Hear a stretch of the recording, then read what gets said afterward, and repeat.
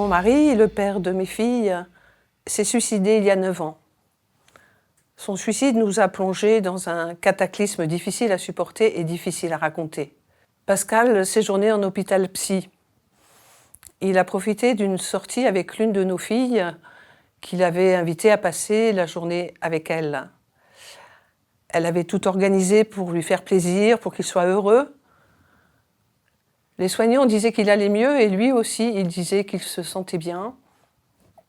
Et il a profité de cette sortie pour sauter du 5e étage d'un immeuble. Aujourd'hui, je ne peux plus me tenir sur un balcon en hauteur. En fait, nous savions que ça pouvait arriver, que c'était dans les choses possibles.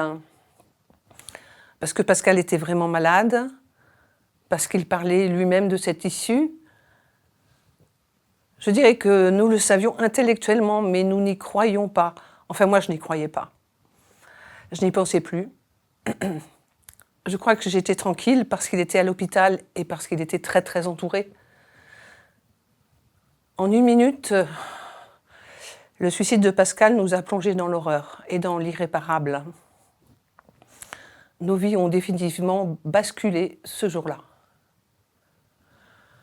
Pendant plus d'1 an, j'ai eu besoin d'être accompagnée par une psy. Cette souffrance absolue, je l'ai même ressentie physiquement. J'ai toujours beaucoup chanté, mais là, il m'a fallu 5 années pour retrouver ma voix d'avant. Le suicide de Pascal a abîmé beaucoup de choses. À un moment, j'ai cru que ma famille allait voler en éclats. Et mes propres relations avec sa famille, la famille de Pascal, ont été cassées durablement. Alors, avec les années, ma douleur personnelle s'est atténuée, heureusement. Mais il y a une émotion qui n'est jamais très loin, c'est la colère. J'ai fait un long travail de lâcher prise, mais je ressens encore parfois une forme de colère. Elle est liée, je crois, à un sentiment d'injustice. Assez vite, après la mort de Pascal, j'ai accepté de ressentir cette colère à cause du mal qu'il nous a imposé ce jour-là, à cause des dégâts qu'il a provoqués chez ceux qu'il aimait. S'il cherchait la paix pour lui, il ne nous en a pas vraiment fait cadeau. Nous sommes pour toujours marqués par son suicide.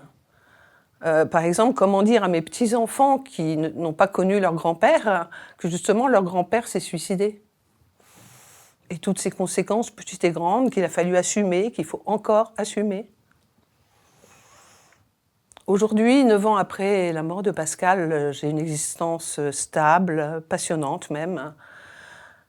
Mais je suis obligée de constater que sous la surface de ma vie, les souffrances provoquées par le suicide de Pascal peuvent toujours ressurgir.